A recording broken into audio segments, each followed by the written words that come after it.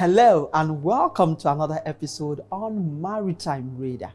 Seaports play a crucial role in global trade and transportation, serving as hub for the import and export of goods via ships. Many seaports also handle passenger traffic, serving as embarkation and disembarkation points for cruise ships, ferries, and other passenger vessels. Seaports vary in size and capacity, ranging from small local harbors to major international shipping hubs. Large and strategically located ports can have a significant impact on regional and national economies by facilitating trade efficiency, boosting industrialization, and providing employment opportunities. How to develop ports in the eastern part of Nigeria to drive economy of the region are some of the issues that will be on the front burner on today's show. I'm Nneoma Obi-Asualo.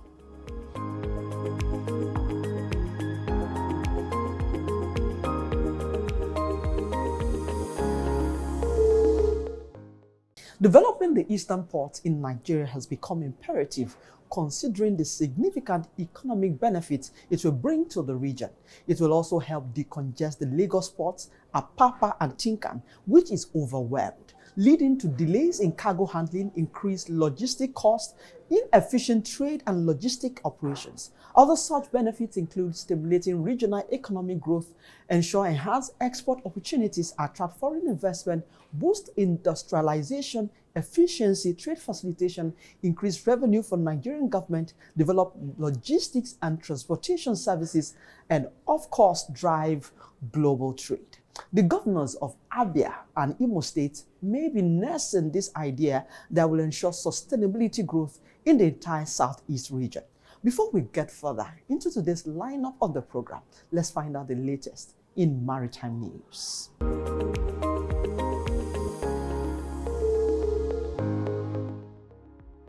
The federal government says that the over $800 million needed for the rehabilitation of Nigerian ports is almost ready, while commissioning the newly acquired security boats of the Nigerian Ports Authority. The Minister of Marine and Blue Economy, Agbakoba Oyetola, reiterated the need to modernize the ports to meet global standards. We're going to be talking of rehabilitation of the ports to make it more efficient. Only 2 weeks ago, I received the report of the consultant on the port community system. Part of that is to ensure efficiency in the ports. Again, we are modernizing the ports, we are automating the ports. We want to be able to compete with any port in the world. We want to ensure the vessel turnaround time is reduced to about 4 days, as opposed to about 6-10 days now. The Managing Director of the Nigerian Ports Authority, Mohammed Bello Koko, said the inauguration of the boats was a testament to the agency's commitment to continuous improvement in the journey towards transforming the strategic intent of becoming the maritime logistics hub for sustainable port services in Africa from potential to actualities.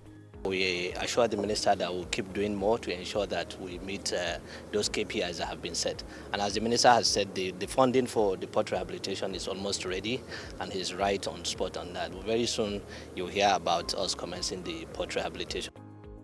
In November, the NPA said it was launching over $800 million for the rehabilitation of all the ports in Nigeria in the first quarter of 2024, while noting that almost all the ports in the country needed rehabilitation. The substantial overhaul will start with the Tinkan Island and Apapa Port in Lagos. The Nigerian Maritime Administration and Safety Agency, NMASA, has inaugurated its 8-member Anti-Corruption and Transparency Unit at a ceremony supervised by the resident Anti-Corruption Commissioner, Independent Corrupt Practices Commission, Lagos, Kabiru Elelu. Speaking at the ceremony, the Director General of NMASA, Dr. Bashir Jamo, stressed the need to develop systems that entrench peace, access to justice, and encourage the establishment of strong institutions in the country. Jamo also lamented the adverse effects of corruption on the society, which includes erosion of public trust. He added that corruption siphons away resources needed to empower and develop the economy. The resident Anti-Corruption Commissioner ICPC Lagos, Kabiru Elelu, said the setting up of the Anti-Corruption and Transparency Unit demonstrates a deep understanding that personnel within organizations are best placed to recognize and address corruption concerns. He added that the main reason for the establishment of ACTUs into the federal government MDAs is to facilitate and complement the efforts of the ICPC in promoting high moral standards, work ethics, and values needed to achieve organizational goals and objectives with a view to eradicating corrupt tendencies in its entirety. Yemen's Houthis have sent shippers and insurers formal notice of what they termed a ban on vessels linked to Israel, the US and Britain from sailing in the Red Sea, Gulf of Aden and Arabian Sea. The ban is seen as part of the militant group's plan to reinforce its military campaign in support of Palestinians. The move came as British maritime agencies reported a missile attack set ablaze a cargo vessel off the southern coast of Yemen. The Houthis' communication outlining a formalized ban came in the form of 2 notices from the Houthis' newly dubbed Humanitarian Operations Coordination Center sent to shipping insurers and firms. The United States has condemned what it termed the reckless and indiscriminate attacks on civilian cargo ships by the Houthis. The Houthis' attacks are driving up prices and causing delivery delays in critical humanitarian items such as food and medicine in places where it is needed most. This is adversely affecting those in need of assistance around the world, including in Sudan, Ethiopia, and in Yemen itself.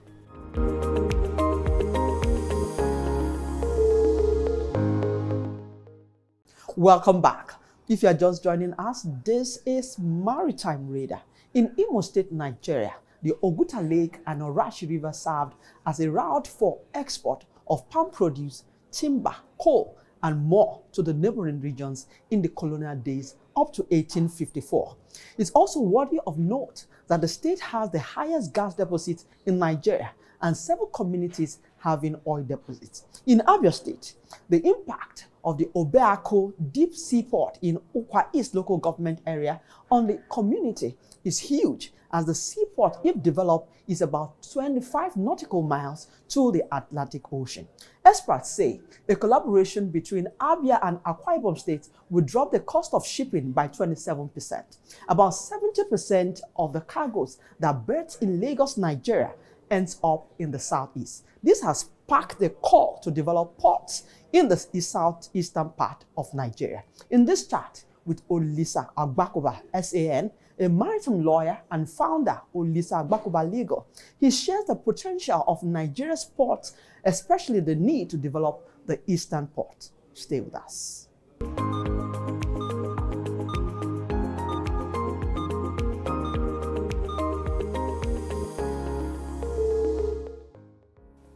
It's good to have you on the show, sir. Thank you very much. Thank you. So let's start this conversation looking at our coastal communities. What exactly do you think is the worth of our coastal communities? 200 trillion, about, if it's harnessed. So the first thing to do is to have a plan. So we don't have a maritime plan. We don't even realize that we are actually a coastal nation. So there's been no consistent government plan to develop the coastal communities and link them together. And that's why we over-depend on oil and gas with all its environmental challenges.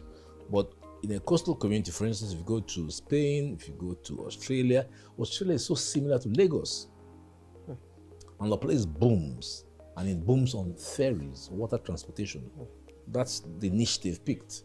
So you got to pick your niche. Some will pick water tourism. If you go to Capri in Italy, water tourism, all the big stars in the world end up there. Production of various things required for fishing, for snorkeling, for catching things like, tugboats, all sorts. So the market drives what is needed. But if the community at the coastal level are very, very, very basic, then they produce no value. So it's up to the country to say there's a value here and they want to tap it. So we must get it right. Now we have a dedicated ministry for the maritime industry. Yes. So looking at, from your wealth of experience, you mentioned some countries decide to tap into a basic. So what should Nigeria be tapping into, looking at our huge coastal communities? The first thing to tap into is to understand what's where, Okay. which we don't. Okay. Because we don't have a maritime map of who's where. We simply know that there are so many rivers, River Imo, River Ogun, River Oshun. Most of these states are named after rivers. River Anambra. Anambra is the largest river running into River Niger, which now flows into the Atlantic. So you must know, where are these rivers? What can be produced? What is it that is needed to empower the local community? That's the first plan. So you see, although I played a strong role in finally bringing to bear the blue economy, but it's not going to be a magic wand. It's not where people are thinking, you don't just wish it. Yeah, we've established the ministry. Therefore, no, it's hard work. A lot of hard work, and the hard work is not being done. I don't see it. Since that stakeholder summit till today, I don't see anything happening. Nothing. So we ought to be calling on the minister to take urgent steps to make this country truly a maritime state, which it is not. Okay, coming down to our ports now, one of the issues that is clear during the minister's tour was the infrastructure deficit in our ports, which is making us not to compete, and a lot of our cargoes are being lost to our neighboring countries. What do you think, or how do you think we should address this infrastructure deficit? I know the minister mentioned that partnering, which is PPP. You also mentioned PPP in looking at tapping our harnessing ocean resources in our coastal communities. So how do you think we should approach this? Back to the plan. I say if there's no plan. But you said we don't have a plan. That's what I'm saying. Back to the plan I talked about. So I just talked about the plan in the context of asking the coastal communities, what is it that you want? That's plan number one. Plan number two is to then determine what are the needs to make Nigeria a maritime nation. Because we are indeed a maritime nation.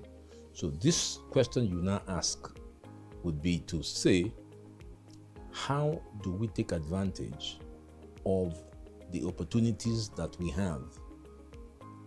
If we are talking about ports, then the question would be, what type of ports? Because there are also some ports. You have deep sea ports, you've got river ports, you've got sea ports. So you've got to define what is best for us. And if, for instance, we need 20, 30, 40, 50 of them, then you then say, okay, how do we design them? Who's going to build them? What is the role of the licensing authority? What is the role of Nneoma? That's their role. The National Inland Waterways Authority. That is exactly their role. But I've never heard Nneoma talk about dredging both River Niger and River Benue. Because River Nile sustains the Egyptian economy because it's deep enough. So when the rains fall, it swallows everything. There's no flooding in Egypt because the place is not silted, it's deep. Everything goes into the River Nile. But here, the Benue and Niger particularly always flood. So the first thing is to drill down, clean out those two rivers. If you clean out those two rivers, they in turn will fill up all the rivers around. So you have fish, you have all kinds of aquatic, resources. And we are blessed with them. Absolutely. Tuna, we produce the best tuna in the world. We produce the best prawns in the world. But there is no policy to harness it. So when this is done, then we now say, okay, who would be interested to invest? Because the role of the government is to create the policy. So the government will create, for instance, this maritime bank, where people can access resources. And then we ask, who are those who are interested in playing in the maritime sector? We've got to ask them. I don't know that government has ever really made a strong effort to identify people who can play in the different sectors. So that's the role of the government. So if they've done that, then they've done two of the most important things. And that's what I hope that they can do. Okay, we are due for a break. When we return, we'll be looking at 70% of cargoes in Nigeria end up in the southeast. But that will be after this short break. Please stay with us.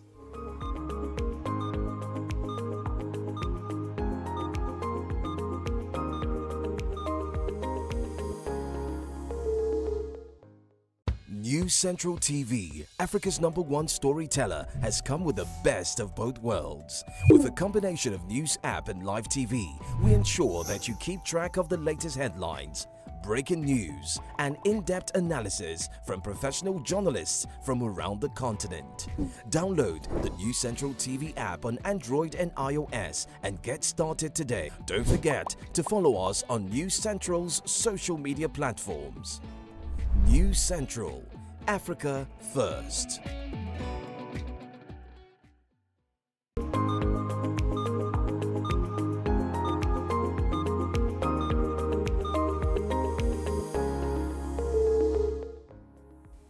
If you're just joining us, this is Maritime Radar, and I still have with me Dr. Olisa Agbakoba, SAN. Before we went on that break, Yes. you know, it's a wonder that we have congestion and all that, but we have ports, or we have the opportunities to develop ports, whether river ports or seaports, back in the southeast. And 70% of the cargoes still end up. So why don't we make it easier by developing the southeast? So I want you to speak to it. So what strategic steps or moves do you think the Southeast governors should take and change this narrative to be able to drive economic stability for the people in that region? Again, it goes back to policy. There's no policy. When the colonials were here, they had a policy. So they had critical ports. They had Lagos, they had Calabar, they had Cocoa, they had Port Harcourt, and they knew where to export and import. So they knew what port was best for what. Now there is no such thing. Apart from Roro, Tinkan, I don't know whether there's any special ports. So people just build ports politically and all that, and the federal government doesn't want to let go of Lagos or Port Harcourt. But that's not the correct answer. The correct answer would have been to say, what are the needs? Where are we seeing tonnage? If we have 1 million containers, where are they headed? Now, out of 1 million containers that come, 700,000 berthed in Lagos, only to go by road to the east, because 7 out of 10 containers end up in Onitsha, because that's where the market is. It's the largest market in Africa. So everybody from around Cameroon or Togo, I've been to the tile market in Ogidi. You should go there. It's a multi-billion naira tile market. The Chinese are running it, but there's no port. So they're forced to come here. So clearly, it is the responsibility of the the governors of the Southeast to ask themselves, what are the possibilities around us? And I had actually designed something back, I think 20 years ago, for the Southeast governors, which they didn't look at. I called it the Eastern Maritime Superhighway. Eastern Maritime Superhighway. So design the ports along deep ports. So for instance, Orashi, Oguta, which is Ihiala, which is between Anambra and Imo State. Then Azumiri, you should see Azumiri port. Azumiri waters, blue, beautiful. Then you should see the green waters of... They were the trading routes. They were the colonial days. The colonials had 41 trading ports.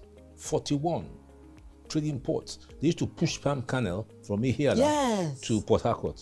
Coal, timber. All of that. It's all gone.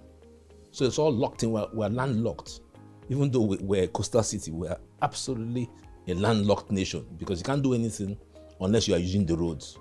But we can use the waterways. That is exactly the function of the Nigeria Inland Waterways Authority.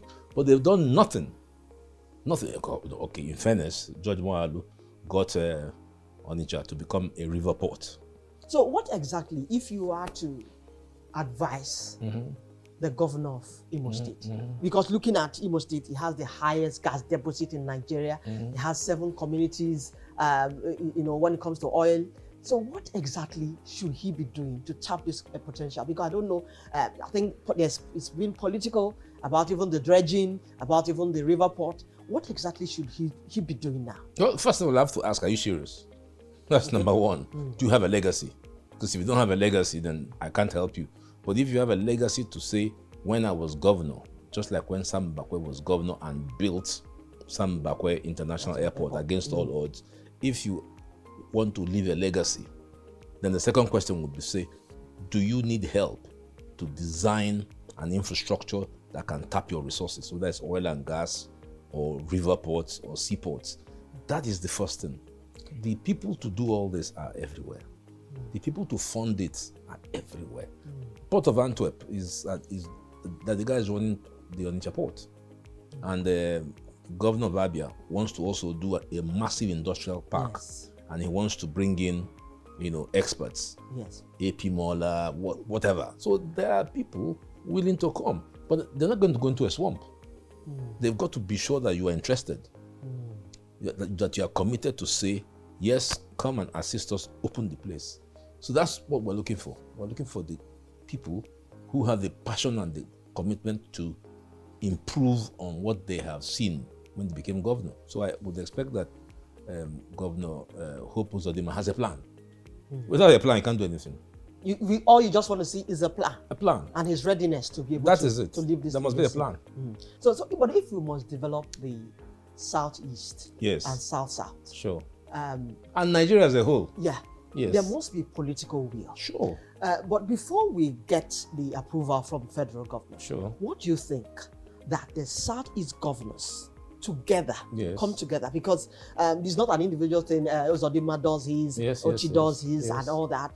Soludo, I don't know. So there has to be this collaboration. Sure. Aside from also the agencies, maybe Nneoma, that is also crucial in to be part of this. So what do you think the southeast governors should be doing? We've done it.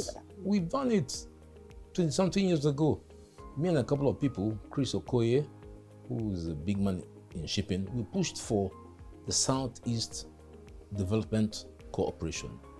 Where the South, in fact, we even talked about how to create legislation so that they could exchange all sorts of ideas. Nobody was interested. Not a single governor was interested. And in particular, Martin, what's his name now? Forgot it. When they leave office, forget their name. Martin or whatever his name is, or governor of Ebonyi State, was not interested.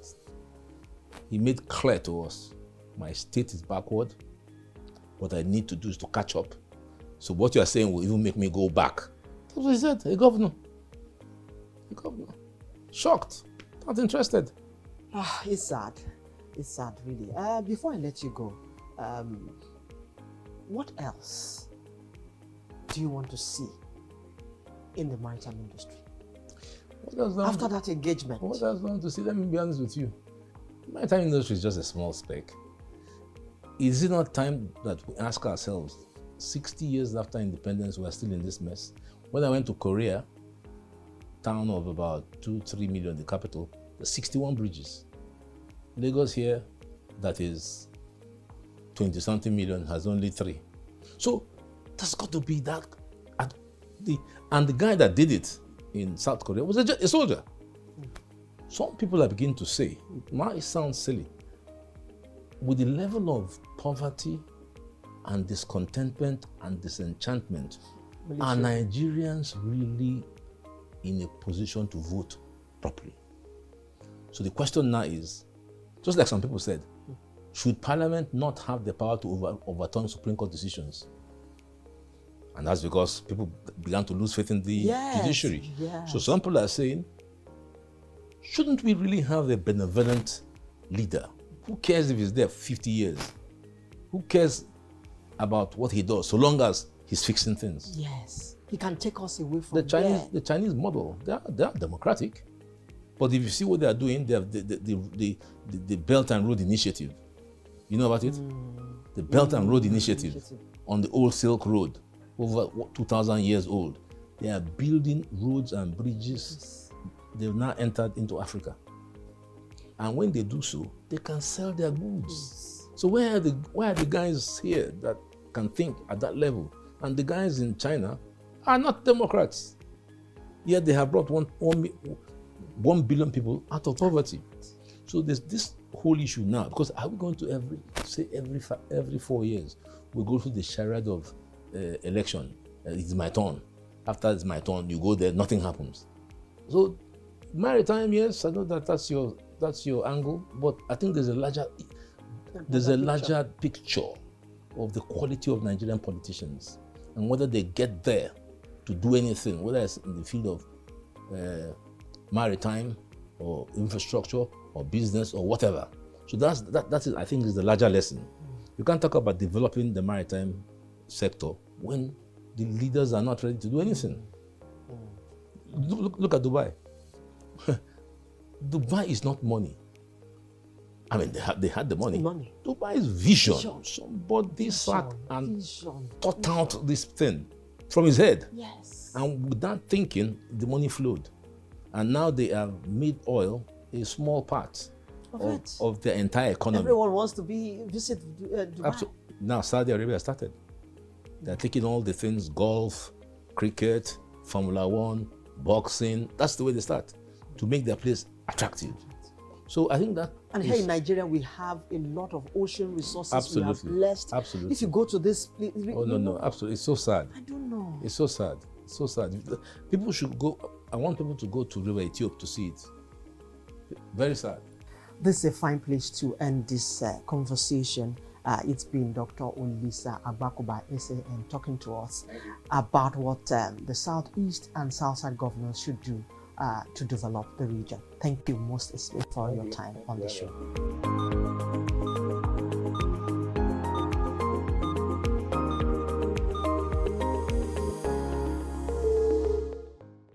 And that's our show this week. I hope you learned the importance of developing the port in the eastern part of Nigeria. Join us every week on Maritime Radar as we explore potential that will ensure the development of the maritime sector in Africa.